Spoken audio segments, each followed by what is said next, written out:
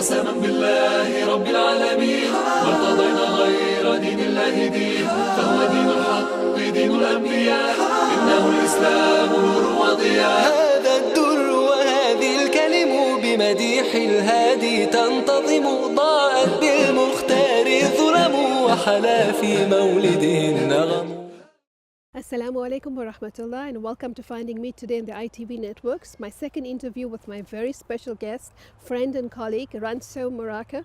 In the previous interview, we spoke about gender, the concept of gender in African society and the effect of colonialism in gendering black society. I think what was very important about this particular discussion was the use of words again, language and meaning, and how we understand ourselves, but more important in how we allow ourselves to now think through the colonial lens instead of reclaiming our identity. And part of that is the understanding of the concept of love and objects. And I would like to just welcome Alfred, Rantso Morake again to this show and raise as a conclusion, before we go into the Africanist posture, to raise as a conclusion the understanding of the cosmic harmony in which we find ourselves from both within the Islamic perspective and from the African culture and African society perspective as well. So thanks, Rantso, for making this time again. And you know, before we started this particular show, we were just touching again that whole notion of decolonizing the concept of objects and understanding it from an African perspective. And perhaps you'd like to elaborate for the benefit of the viewers. I think it's important for us to understand that since in the Western imaginary and social structure, because we were object, it inevitably means we have to have a different conception of what an object is. If we are claiming that we have something that is a irrepressible and undeniable essence of humanity, a sentience, a greatness, a high ethical order, and integrity, a human dignity, yet we are understood in the global structure as object, then must mean objects acquire a whole new meaning. Then must mean our relationship to those things that are also understood as object totally changes. We have to at least afford those things a sentience and an existence beyond just that. Otherwise we'd be betraying the very we would be really reproducing the very idea of object. If we are objects and trees are objects, then it must mean a tree has to possess also an integrity that we know also to possess in spite of this insistence of this label called object. And it's interesting that in our culture we have an inseparable relationship to that which has been called object. We understood ourselves as inseparable to the environment. The establishment of life in African culture includes an important part, which is the burying of the umbilical cord in the ground as the commencement of life. You know, up until before the umbilical cord, you are not yet born in an African conception of things. So yes, you are outside of the womb, and often you cannot be seen by people outside of the immediate family. As you know, black people don't take children after 2 weeks to the mall. You stay there, and it's understood that you are communing with ancestors during that time. So the child would laugh and make little sounds and will be like, no, they are in a sacred space. But once the umbilical cord falls and we bury it in the ground, then you assume your position amongst the living. So you have made your connection with the earth. We have made the connection with the living, because we believe in the unborn, the living, and the dead. Right. And that's that's a different occupation of life. So we are in the occupation of the living, and that is marked by the umbilical cord that is buried in the ground. And with this relation, there is a relationship to the earth as well. There is a deep relationship to the earth. The earth is understood as mother, according to Ramose, one of our leading philosophers. And you will know that Ubuntu says that you are a person because of other people. The mother acquires an even special category as the a preserver of life. That is to say that in order, you have to afford the mother dignity and respect as a show of your own dignity as respect. As you need to be good to the mother in order to actually be good to her. It's mutually constitutive. You know, we are good to you because I'm good to myself. And so when the earth acquires the metaphor of mother, there is an injunction that it also needs to be mutually constitutive between the earth and us as the preserver of life, as our mother.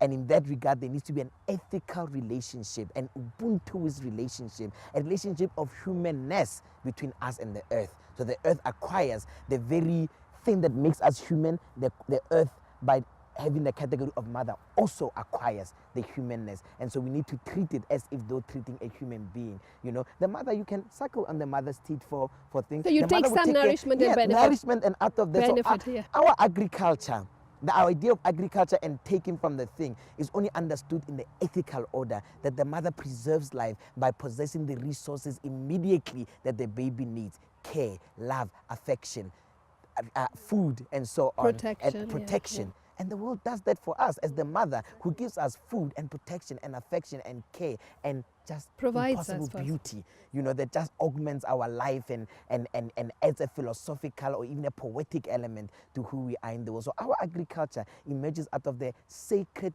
human Ubuntu's understanding of what the environment and the earth is, not out of the exploitation of it, as the colonialist has done, taking our oil, destroyed, Commodifying the earth, commodified, taking something away that we could not. spiritual and that relationship, Exactly. isn't it? So in a sense, we have lost our mother.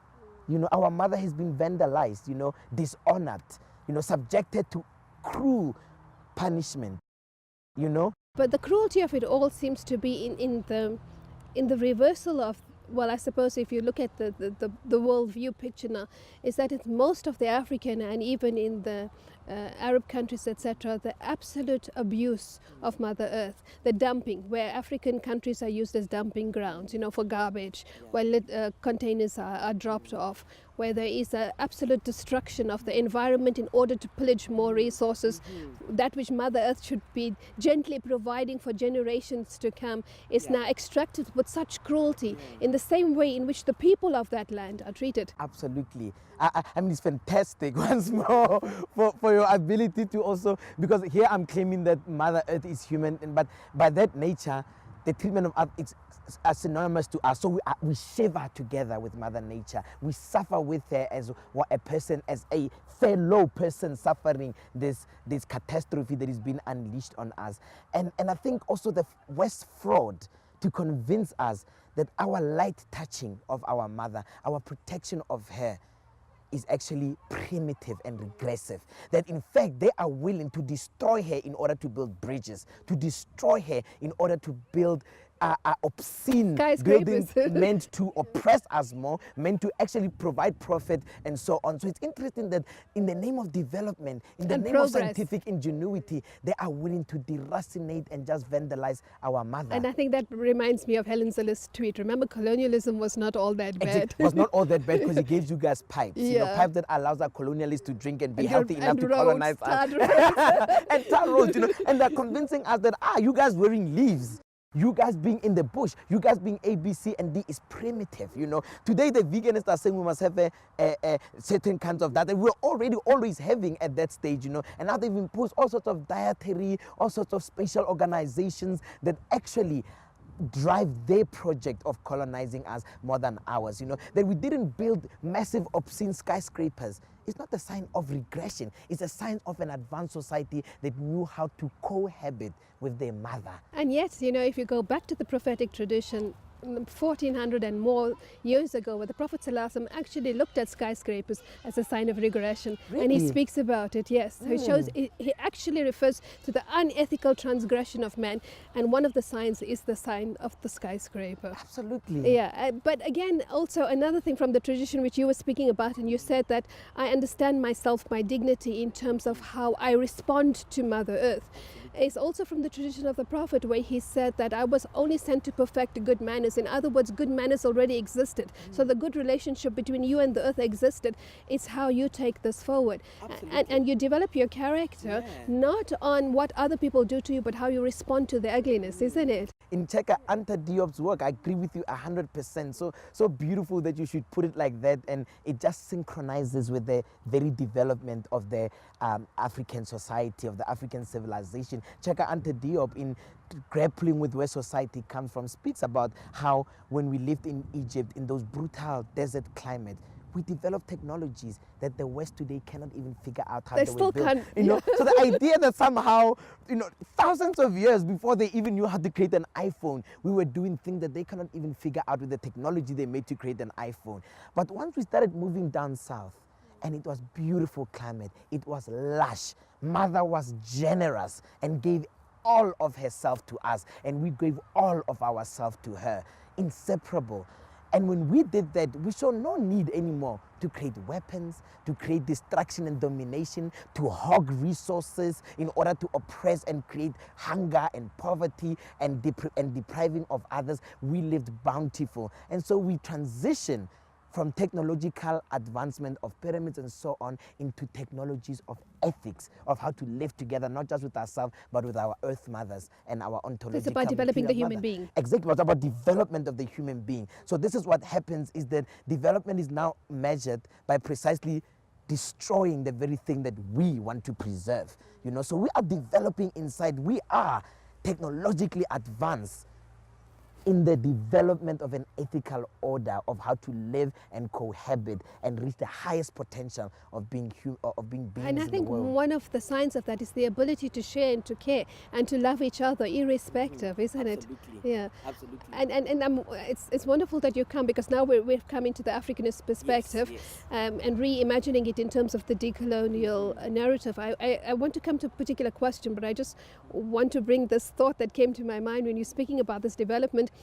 The difference between the Western civilization and the Africanist understanding is exactly what we saw in Feast Must Fall, which was the idea that I felt that the focus was more on the preservation of buildings and structures rather than on the development of human beings and the actual nurturing of minds, which is what the university structure should do, and education should contribute towards, not only about buildings and museums and structures, but it should be first and foremost about the human being. And you see that dichotomy in the language and the narrative that occurred. But before we go into the break, very, very quickly, the first question: is decolonization in South Africa dead?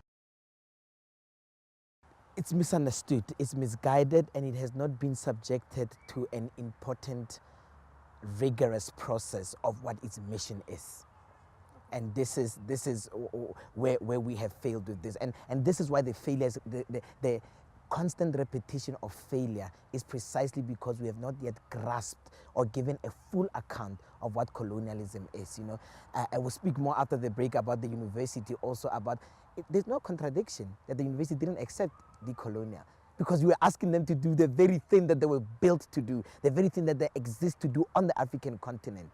You know, that's why so there was no and that's not to demean or dehuman or to reduce what the students did. You know, these daily victories of standing up to the colonial condition we find ourselves are important, you know, and in fact they show that we have not accepted our condition. They stand in a surety that we want to change the world, and we do not accept the position in which it is imposing us, but it does not resolve the issue. You know, it merely promotes the campaign for us to get out of the situation we find ourselves. Okay, so when we come back from the break, we can then, you know, raise this question a little bit further, but also to understand what is this ethical posturing that you speak about in terms of the decolonial understanding, and what it is that Africans should do in order to now champion the whole decoloniality discussion. We'll see you after the break. بمديح الهادي تنتظم ضاءت بالمختار الظلم وحلا في مولده النغم بمديح الهادي تنتظم ضاءت بالمختار الظلم وحلا في مولده النغم. Assalamu alaikum wa rahmatullah, and welcome to the final segment of Finding Me today in the ITV networks with my very, very special guest, Rantso Morake. And before we went on to the break, we were speaking about the question of decolonization and decoloniality and the challenges that South Africans face with the whole actual translation of this word now into action. So, Rantso, you know, you spoke about the very important idea of reposturing the Africanist perspective in terms of decolonization and decoloniality. What does that mean? I think it means, first and foremost, and a posture is always in relation to something else. So it's about how are we to comport ourselves in relation to the condition that we find ourselves. How are we to stand, to think, to analyze, to resist in relation to that which we are facing, being colonialism. And the complexity of what has happened to us needs to be totally understood. To start with, the colonial world which we want to destroy, which we want to dismantle, we created forcefully, violently, not out of choice, but out of theft and out of being forced into the servitude of building their nation. The United States would not have industrialized had it not been for the free labor of slaves over 300 years producing cotton, producing cocoa, producing tobacco. It would not happen. Any economist will tell you that. And I just want to tell you, it's still continuing today. I don't know if you saw that now with the fires in California. Yes, yes. They've taken 2,000 black inmates from the prisons, and they're using, including children, black children who are in the prisons, to fight as voluntary firefighters in the California fires. And there is another point, because Modern one of the slavery. great contribution of the work of our 10 spillers was to show us that nothing has changed in the contemporary period, that we are still rooted in the metaphorical, in the originating metaphors of captivity, of mutilation, of exploitation, of the using of our labor to advance the very society that has been created, that has created itself to destroy us. So it seems as if though neither time, as what 10 pillars would say, neither time nor history has shown any movement as the black subject at the level of power dynamics, epistemology, symbolic activity occupies the same position that she was at 500 years ago. You know, so that's what we find ourselves in. So that the prison system, you know, I can't remember the fact, but there are also more black people in prison today than there were in 1700 slavery. So what, if anything, this shows us that there's been merely the technological advancement of oppression. That's what the West is great at, not just creating iPhones, but creating advanced, sophisticated technologies of domination and oppression, you know. And this is contrary to black society, right? Absolutely, absolutely contrary to black society, because for us, that is regressive. There is no ways in which you can do what you do and still claim that you are a human being, still claim that you are that you are developing. But what we are seeing is a total dismantling, a falling down of culture. We are seeing the erosion of a civilization in the way in which they have chosen domination and power as the assessment of their development, unbeknownst to them that they are actually just deteriorating. So, can we decolonize, or shall we say that, you know, you were telling me earlier that part of the language of decolonization, etc., amongst some of the students and the people that you engage with is that, you know, stop wearing white man's clothes or westernized clothes or speaking their language, etc. What is this contradiction that you speak about, and how do you tackle it? The contradiction for me is like, if we have formed this society, as we know the United States wouldn't exist without us then or now, is that it has been understood rather as a simplistic act of separation, of avoiding, or of creating cultural, symbolic proximity to whiteness. But that is almost impossible, because this colonial world also created us, you know. So for us to have PhDs, to speak English, I mean, we speak English to each other as black people. So the idea that we can ever be proximate to colonialism simply doesn't work. It's almost that idea of racism without racists, you know, that's how the structure works. It does not require the presence of white or the speaking of English or you can wear dashikis and everything. You can have the agents out and still have a society based on that, from colorism to class to religious antagonism amongst black people that did not exist. And people that emerges from cultures that had gods and goddesses, that had poly-spiritual practices, that had ancestors, which are everybody who has lived and passed on, becomes an ancestor, goes to the realm of the gods. How do we then fight at the level of a religious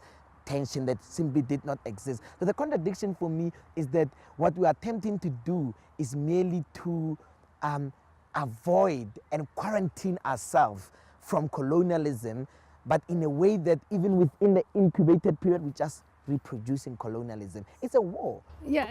So you were saying earlier, when we talked about Audre Lorde's that using the tool to dismantle the house, you gave me a very good. Yeah. So with Audre Lorde's thing, so let's say for me, decolonizing posture would mean what? If in fact it's not just separating ourselves or creating proximity, what is it?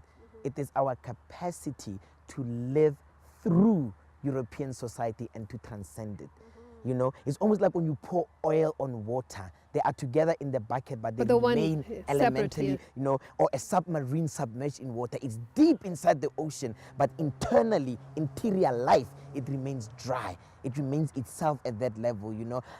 Artifacts, ancient artifacts could be buried under a lot of soil, and archaeologists go and light careful in order so as to not ruin the artifact that is found deep inside. And that's what I mean. Even as we are buried in the sand of colonialism, even as we find ourselves in what seems like an ocean of colonial social world, even as we find our African oil being poured into Western colonial waters, we have to maintain our element. That is our greatest So you keep the capacity. authenticity. You keep your authenticity, not so much your authenticity, but you keep the thing that constitutes you. That is to say, Americans, black Africans who were enslaved in America, did not understand, insisted on understanding the condition differently. The master saw this as a plot. They understood where they were as earth. So they insisted on understanding the things differently. And they were never slaves because they never accepted the condition in which they are. These They're are people, resistant, yeah, right? they're resistant. They didn't wear dashikis. They didn't speak the African language because they were coming from different parts of the Congo, of Nigeria, of Ghana. And so they didn't even have that camaraderie of easy linguistics or a shared cultural rituals and stuff like that. So that is not enough. What they created was what they call poetics of relations. That is to say, and I don't know what we can call it, the spirit of Africa. I don't know if we can call it. It's a ummah in a way. It's in the Islamic tradition, it's ummah, the brotherhood yeah, of mankind. Exactly, of being able to be lost together, but then to come together in order to fight this thing. That's To what we challenge need. injustice. And exactly, that's what we need. I mean, Chaka Anta Diop is much more radical. He would insist that it is precisely our morphological development on the continent and our rich resources that did not psychically develop us to want to commit violence and domination, that whites were in Europe for thousands of years and the conditions there were brutal. They had no choice but to kill, to create militarism in order to survive, to create small nuclear families and to hog resources. And then when they came to the continent and saw the way that we were living, what rich resources we had, they just unleashed the brutality that the European conditions are done to that, And that's important to say. So we might even call it the mythology of who we are from the places from which we develop that allows us to, no matter where we are, no matter what conditions we face, the posture of fighting for it is the same. Black Brazilians, Black Caribbean, Black Haitian, Black Africa, Blacks in the United States. So simply to talk about decolonization, to reorient in terms of culture, etc., is not enough. It's not enough. It's simply What not do enough. we need? And let me say first why it's not enough. We were colonized with that culture at its purest form.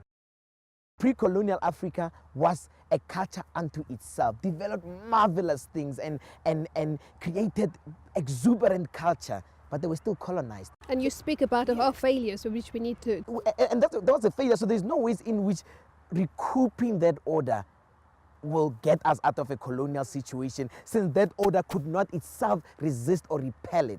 So what we need is a new way of grasping the time that we find ourselves in, reaching into that African capacity in order to bring that thing. In Egypt, they developed technology. When they reached Middle Africa, they didn't develop the technology, they developed what? Humanity. So now we find ourselves in colonialism. So the mission is what? Develop a counter-attack against the colonial situation we find ourselves. Every generation has that. But would you say one of that developing the counter-attack would be combining both the technology and the humanity again?